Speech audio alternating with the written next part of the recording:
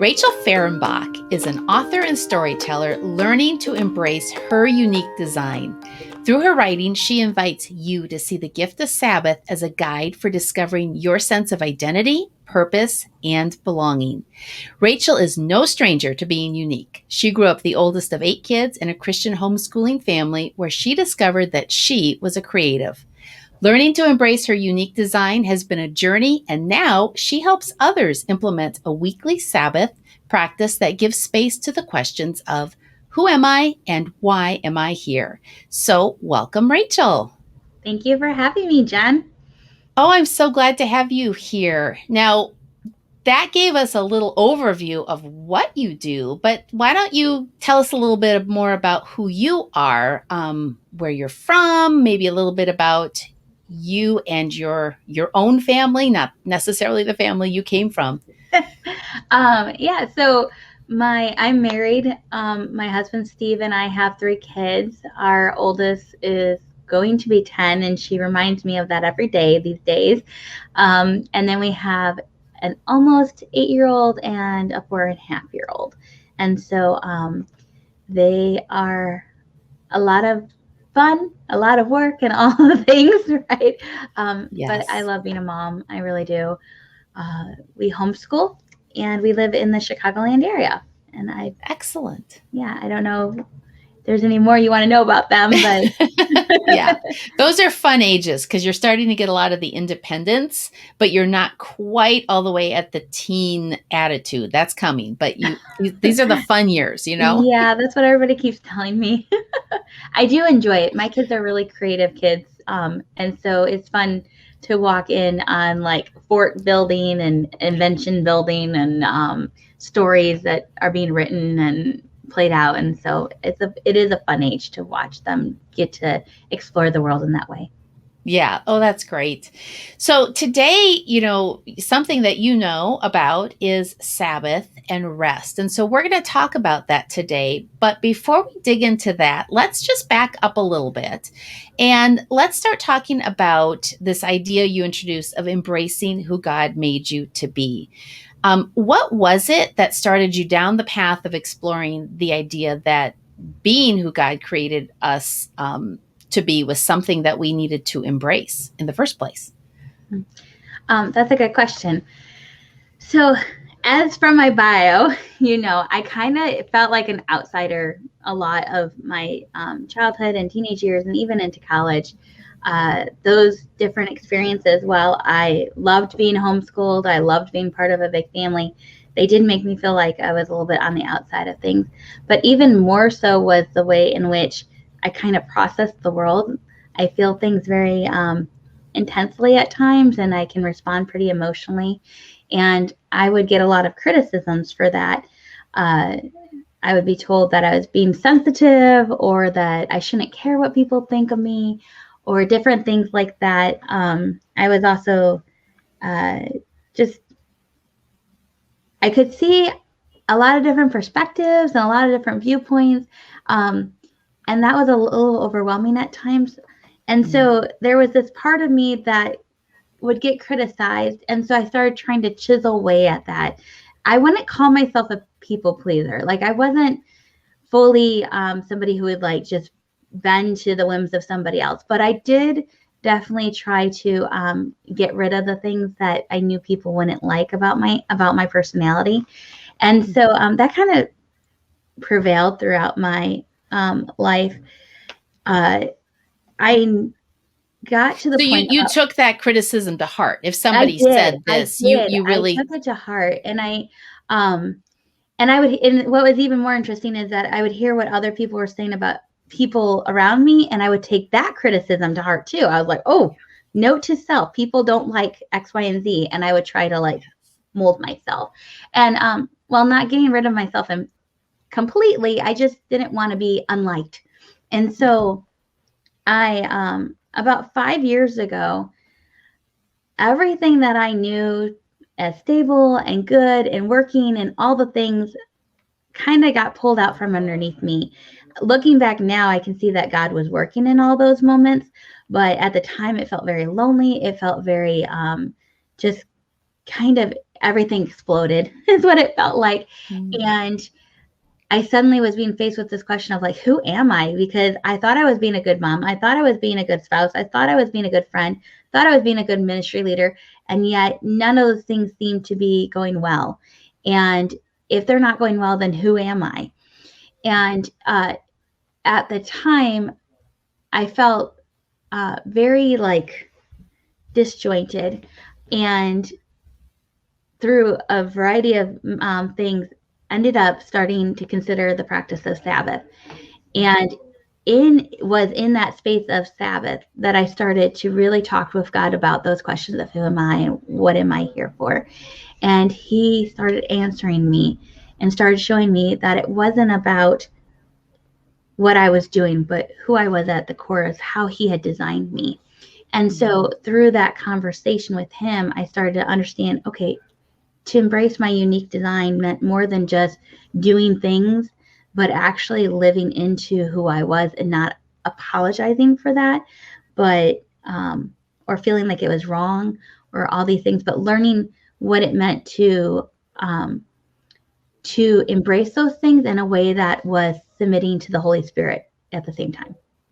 So instead of trying to figure out how you fit into a situation, you started leading with who you were and what you could offer to the situation. Is that Yes. kind of a fair Yes. flip? Okay. Yes, exactly. Yeah. It's subtle, but it's powerful. It really is, because you move from a position of I'm headed into a situation, and what is it that they're expecting from me, to heading into a situation saying, this is what I can offer and how can I serve. Okay. And so that's a different perspective when you're in, especially in the space of community and Yeah. relationships. And I think it probably trickles even to how you manage your own self. So, like, I have the really unique position of having known you for several years and having known you through this.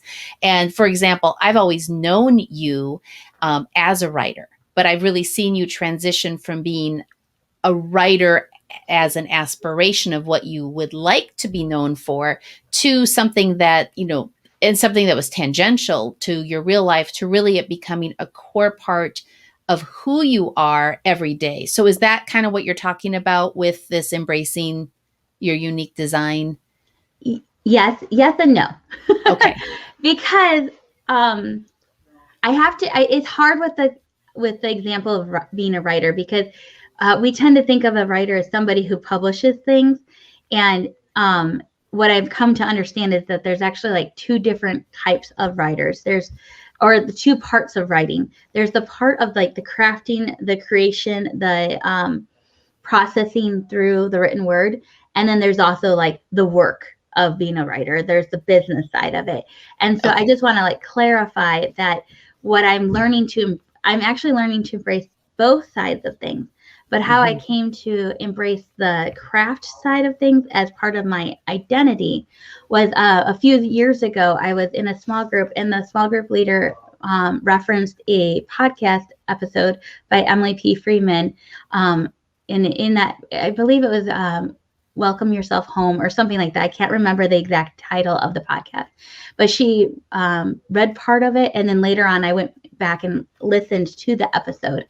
And in that episode, Emily, I never heard of Emily before. I was like, who is this person?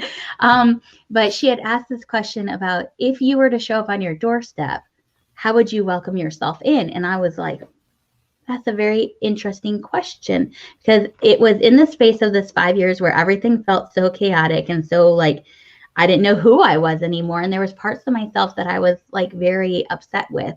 And my response to that episode was to write a short story. So I had two characters, and they were both me. And it was from the perspective of each character.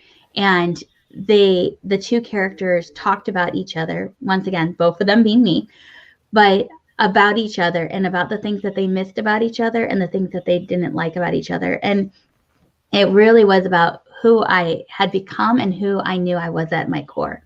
And so I processed this identity question through writing. And that's when I really started to understand that I personally have to take all these big emotions, these big thoughts, these big ideas, and process them with my creator in the space of writing.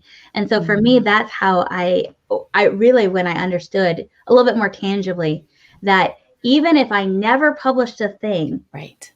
I needed to keep writing, and I needed to make space for it in my everyday life, or else I was going to have too many bottled up emotions that I couldn't process properly. It writing for me is almost like prayer, and it really is a sacred space with God.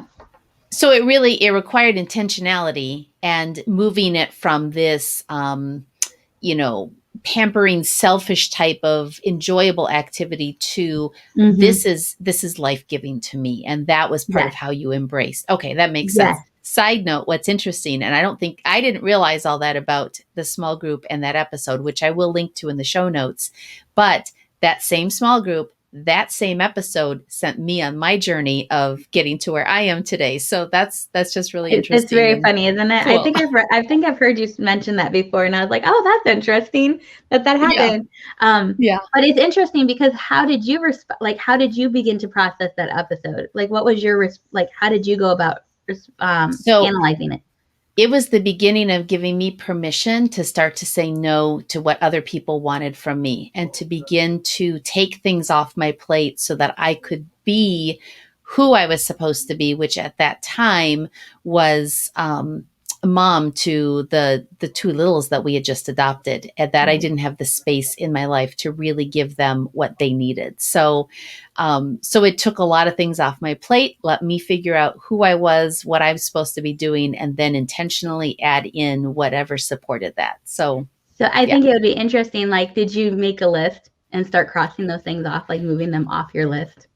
Is that yes, because I'm much more of a list person. Yes, but I think it's interesting. Yeah. Isn't that interesting that the way that we respond to processing things and the way that we respond to these identity questions say a lot about who we are at our core. Like, you're a very analytical person, Jen, and you're like, you have to think through things, right? And I'm more on this like storytelling side of things. And so I had to process through storytelling, and you had to process through an analytical list, right? So right, I think that's where I think that's what I'm talking about when I'm saying embracing your unique design, understanding that it's actually more than just what you do.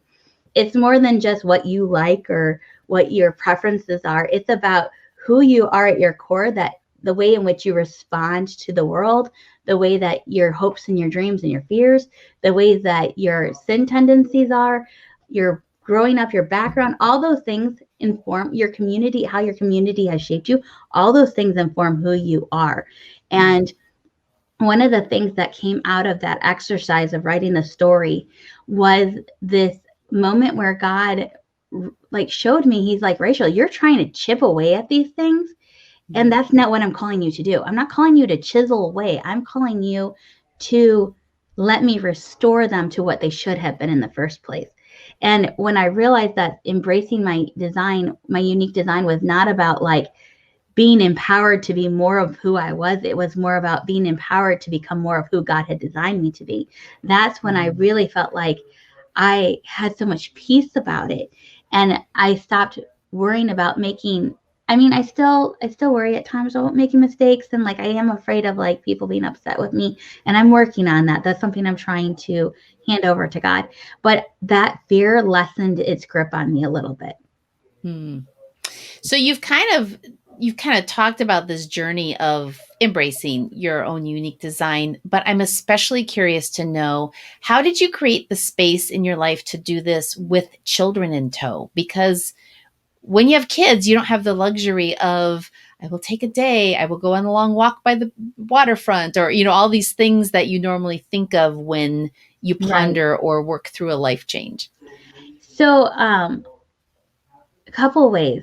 It wasn't an overnight switch, right? Like, it was a couple of trying things and then adjusting those things. And one of the things that we tried was, first, I had joined a writing group, and that helped me immensely because it gave me language for things that I knew intuitively, but I didn't have words to describe. Kind of like, for example, talking about crack time and chunk time, which is kind of a Mm-hmm. funny term, but really what that means is that there's certain tasks that you can do while you're multitasking or like in 15-minute increments, but there's some work that you can do that you cannot do like that. You have to have like a dedicated 3 or 4 hours to really dive in. And having that language and understanding that gave me a way to talk to my husband about the need to create a schedule that will allow for that. And so we do homeschool, so I needed to protect that. That is a priority of ours. And it became really clear all of a sudden that, oh my goodness, there's not many hours in the day. And so we had to get creative. And one of the ways we got creative was on Saturday mornings is my work morning. And Friday nights and Saturday mornings are my like really big chunks of time. But what really helped me though was this practice of Sabbath that we created in our week. And I didn't know it at the time when we first thought about making Sabbath a practice for us, that it would allow for this moment of really understanding who I am and processing those things. But in that space of creating this 24-hour Sabbath for our family to practice together, I was finding I suddenly had this hour of time to myself that I got to sit with God and say, okay, tell me, let's reflect on my past week. Show me what you want me to know about this past week. Show me where you've shown up and I've missed it, and show me where I could use some refining, and show me ways that I can love others. And so that particularly has been huge in helping me understand who I am and what he wants me to do. Let's talk about Sabbath. So most of us know it as one of the 10 commandments and something that was required to be met, an obligation. So what exactly is Sabbath, at least from the way that you're approaching it? Yeah. So there's a lot of different viewpoints on Sabbath, which it's very interesting. I'm reading a book right now. I'm going to mess up the title. I think it's called The History of Sunday, I think is what it's called. And I forget the author's name. But he is talking specifically about how the concept of Sunday developed throughout the centuries after Jesus' death and resurrection. And what is interesting to me is that Sunday as we know it is not what Sabbath is. It's not. And it wasn't what the early Christian church would have practiced either. Sabbath truly is this commandment that God gave to the Israelites to show them that a better way of life. And so for me, when I look at Sabbath in the scriptures, the things that jump out at me are a couple things. One, I believe it's part of the creation fabric. I think the fabric of creation. We see the 6 days that God works, and then on the seventh, he dwells with his creation. He rests with his creation. He communes with them. And so I personally see Sabbath as God's, his dwelling with us, his communion with us, and his wanting to be with us. And I see Sabbath, that's what it was originally intended to be, right? That Sabbath day was God being with us. And what has happened because of sin, that obviously was broken, and we lost that as humanity. We lost that intimacy with God. But God gave the Israelites a practice to remind them of that coming restoration that was going to take place, where that intimacy with him was going to be restored. And so the practice of Sabbath is meant to remind them of that. In Exodus, we see another layer where it's to remind them that they're no longer slaves, that God is their redeemer, and he gives them freedom. And the symbolism all starts pointing to Jesus and what Jesus's ultimate, death and resurrection was going to bring about. So to me, Sabbath is a symbolism of this better rest that was coming, the Sabbath practice that God gave to the Israelites. But now this side of the cross, I see Sabbath as a way to remind us that of Christ's work on the cross, but also what's going to be coming when there is a new heaven and a new earth established. And so that final real rest with God, where that intimacy with God is fully restored and we get to live with him. So that's what I see Sabbath as. And so in that space of it being symbolic and a reminder, I approach it that we don't have to be legalistic with it, but I do think that there are some things that the Jewish tradition has carried throughout the centuries that is beneficial in that symbolism. And I do think there is something to be said about it being a 24-hour day, since it was designed that way originally, that original creation story. And even in Exodus, when it talks about a day, that 24-hour period, I think really allows for more than just, it gives us physical rest, but it also gives us opportunities to reconnect with God and with others. And so it's a space in which to do all that. So for your family, or for any family, what I hear you saying is it's an intentional time of stopping and focusing on relationship primarily with God, but secondarily relationship amongst your family. Would that be correct? Yes. You said it so Okay. much better than I could. No, that's perfect. That's exactly what it is. It is an intentional setting aside of time to reconnect with God and others. It really is. And so I've watched you as you have practiced the rhythm and the routine of implementing a weekly Sabbath for your family. I've seen the impact that this intentional rest and reflection has had on you personally. But really, it's counterintuitive because there just feels like there's so much we have to do, so much that demands our attention. And I think this idea that you have to carve out time and space and stop is actually what keeps most of us from even entertaining this idea, because I have too much to do to stop. So tell me how you kind of broached this idea with your husband and got your family on board with this crazy idea of carving out a whole day. Yeah, because we do a 24-hour Sabbath. So yeah, it is a little counterintuitive. I was very fortunate in the fact that both my husband and I were part of a small group that was going through the 10 Commandments. And I was asking some questions in that Bible study. And he was there with me, hearing my questions and hearing the answers and hearing the conversation and contributing to that conversation. So I was fortunate in that we both walked out of that, like that Bible study time, going, I think there's more to this thing than our culture gives it. And that there's something here that is a gift that we need to really, really embrace, for the lack of a better word, but Right. to really like start thinking about for our own lives, about what that could look like, what that practice could look like.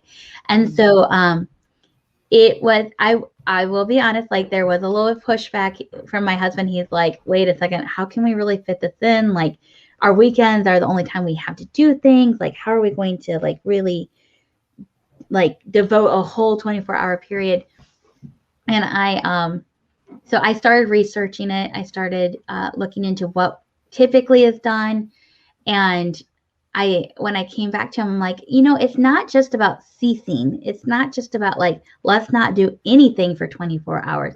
It's let's relax. Let's reconnect with one another. Let's reconnect with God. Let's remember what how he's provided for us. Let's remember Jesus's death and resurrection. Let's have a time of rejoicing and celebrating and these different things. And so when I put it that way to my husband, he's like, oh, okay. Like, we're not just like, let's just be at home for 24 hours, just sitting on the couch doing nothing or napping or whatever.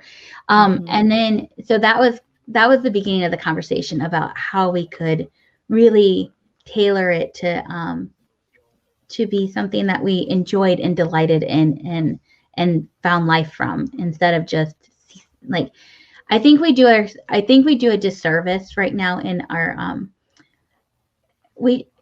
culture just doesn't really have, and by culture I mean like Western church culture. We just don't really have a full understanding of what Sabbath could be. We've kind of like adopted this idea that Sabbath is just Sunday all day. And you go to church in the morning and then you kind of do some stuff in the afternoon.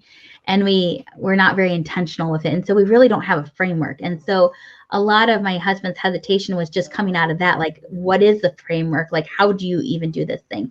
And so as we developed a structure for what our 24 hours looked like, that's when we could just rest in that structure, rest in that time frame.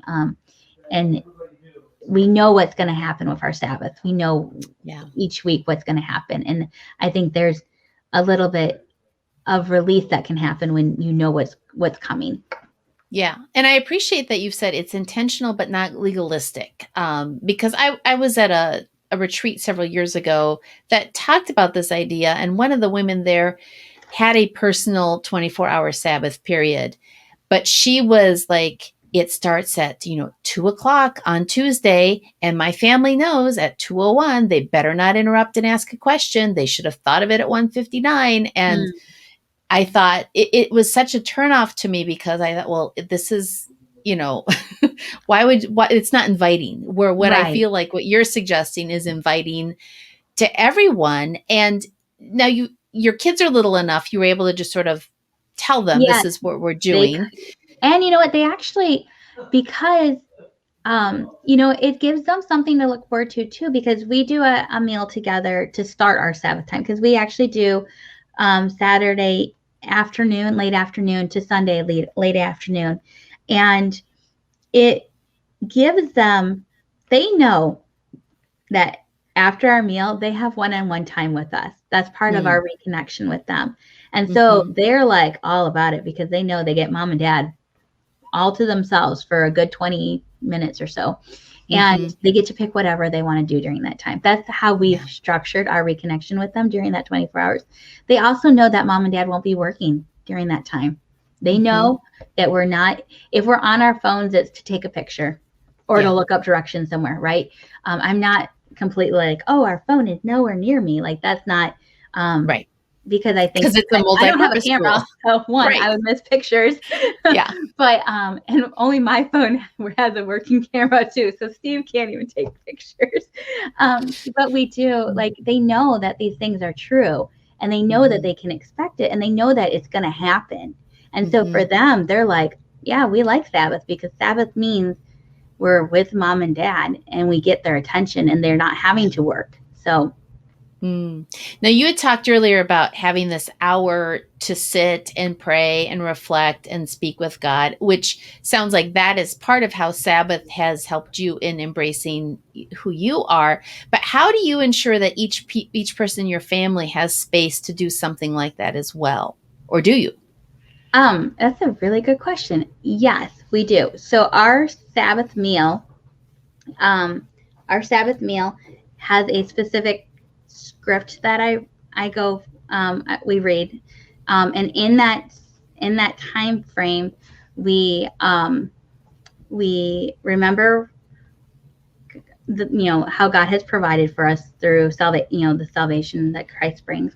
We do communion with our kids during that time, and and then we talk about our weeks. In some ways we do a devotion time with the kids, so to kind of further reflect on how does God want you, it's kid friendly kid friendly questions about who am I and how does God want me to live. So we talk through those things with them during that time, and we then my husband says a blessing over them and a blessing for their upcoming week. And I think in doing that, there's a little bit of reflection, like, oh, like, Dad is speaking truth to who he sees God has created me to be. And Dad is reminding me, like, this is, you are a unique individual, and you do have a life that God has designed for you to walk in. And so those moments we do with our kids give them time to reflect. And then also part of our 24 hours is our church service. So there's moments in that they get to reflect. But really, it's through that Sabbath meal at the beginning of our Sabbath, that's really when the conversations have happened. And it's very interesting because having that dedicated space, it doesn't happen every week that they go into these deep questions with us, but there have been weeks where the kids we'll be talking, and all of a sudden they'll be like, wait, hold up, Mom. What does that mean? Dad, what do you mean by that? And it gives us a chance to talk to them about questions, about identity and purpose and belonging and all those things Mm-hmm. in their terms and in their, their words that they can understand. And so for them, that's their reflection time. Okay. For me, it's the hour after that, during the kids going to bed. Steve puts them to bed. I spend that time writing out in my journal, asking myself the same reflection questions, and really digging in deep with God during that time. Steve and I spend time after that reflecting together as a couple and talking through this past week and what we hope for the next week and ways that we've seen God show up for us and different things like that. And then Steve doesn't have a dedicated time during our Sabbath for his own reflection, but he also has an hour-long commute. So he does a lot of reflecting during that. So now you've talked about a lot of things that you've created, a schedule, a prayer, all those types of things. And so to someone going, well, this is interesting, but this can sound kind of overwhelming on how to even get started. But you have created a resource for people to help them get started. So can you tell us about that? Yes, I would love to. So I created a guided journal. It developed out of my own rhythm of writing, reflecting on the same couple questions each week, and realizing, oh, I could help other people do this too. And so I designed the journal to help you implement those rhythms of rest and reflection throughout the week, so that each day there's a little bit of rest and reflection happening, so that by the time you get to your Sabbath, it's just an ability to dig in deeper into what you've already been looking at throughout the week. And so it starts with a devotional that's short and easy to read. And then it gives you a little bit of a truth to rest in. And then each day there is a question to further ponder that truth that was talked about in the devotional, and then a space for prayer, so that you're reflecting and you're also giving those prayer requests to God and resting in his faithfulness. And then that goes throughout the whole week till you get to Sabbath. And then there's a spot for sermon notes. So when you're at church, you can jot down things you want to look into deeper. And then there's further reflection questions. And so there's a weekly look back that has the same 3 questions that you ask yourself each week. And then there's further questions that you can further dig into. And so I suggest picking only 3 because, it can be overwhelming to do a lot. So I just suggest the 3 out of the list. And then there's a space to go into that. And then it wraps up with a looking back on the prayer requests that God has answered. And then there's a Sabbath prayer at the end of the week to end with. And so that's how the journal is structured. The way that the devotionals are set up. So it's interesting because I didn't write about rest in the guided journal. I wrote about the questions of identity, purpose, and belonging. And so really the journal is helping you ask those questions with your creator in the space of Sabbath. So it implements those rhythms of rest and reflection in order so that you can have these conversations with God about who am I, what do you want for my life, and how can I live into that. That's great. And so the journal is called Rest and Reflect, Mm-hmm. and it's a 13-week, 12-week. I can't 12 remember. week. It's a 12 week. 12-week. There is a 3-month look back to it, so you can. Okay, so that's week there's 13. technically 13 weeks in it, but Okay. it's a 12-week journal. Okay, because I'm like, a quarter is 13 weeks. It is, which is why there's a third 13 Yeah. weeks.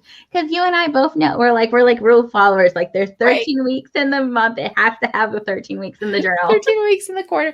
I mean, so 13 weeks in the quarter. Yeah.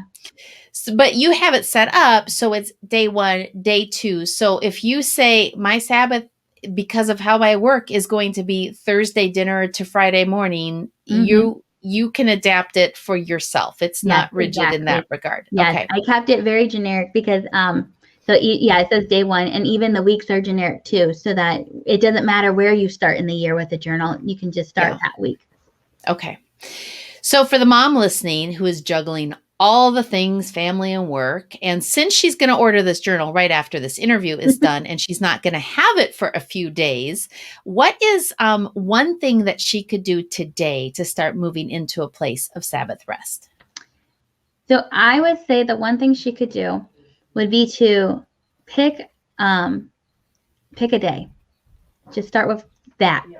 Deciding how much time you're going to spend, like devote to Sabbath, and which day you're going to do that on. That would be the first thing you need to do.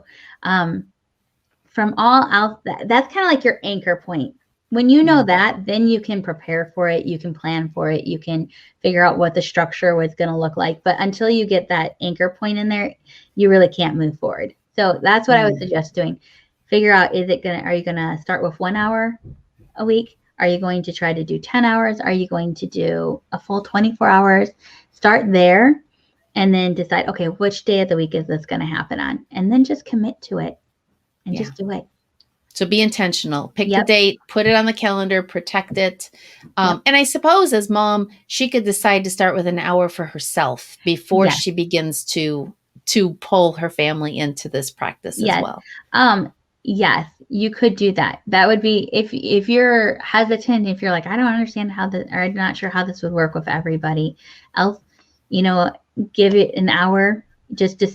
And I want to stress the point of like picking a day and a time, because if you're not intentional in that way, it can just fall off the calendar. It's like, oh, I'm going to do this hour and it's going to happen on Tuesday night sometime. If you're not intentional with when exactly, then it's very easy. Like, oh, things got crazy at work and then it got crazy at home with dinners and baths and putting kids to bed. And now I'm exhausted and I'm just going to fall asleep. Yeah. So it really is important to pick the date and time. Yeah. Well, that's great advice. It's good. It's a lot to think about. And so thank you for sharing all of that. And as our time wraps up here and we get to the end, I'm going to ask you a question that I ask everyone, which is, what is your favorite time-saving gadget? Whew. And I knew you asked this too, and I forgot to really have an answer. Like, my favorite time-saving gadget. It's not really a gadget. It's my spreadsheet. Okay. My Excel spreadsheet. Like, being able to allocate time to things it's how I save my time, because if I don't allocate, then things can kind of bleed into other things, and then the thing that I intended to do end up not happening. So that's kind of like a really big deal for me, is my Excel spreadsheet. Okay, so it's how you plan out your time. That's what saves you time. That's great. Yeah. So Rachel, how can people connect with you and learn more about you and your journal and maybe any other resources that you have to offer? Yes. So my website is rachelfahrenbach.com. If you want to learn more about the journal, it's rachelfahrenbach.com/journal. So really simple to get to. I'm also on Instagram at Rachel Fahrenbach and on Facebook at Rachel Fahrenbach. So you can connect with me any of those different ways. You can find me there and check out some more writing about Sabbath and embracing your unique design, and check out the journal too. Excellent. Well, thank you, Rachel, for your time today. Thanks for being here. And I look forward to seeing what you have for us down the road. Thank you. Thank you so much for having me, Jen.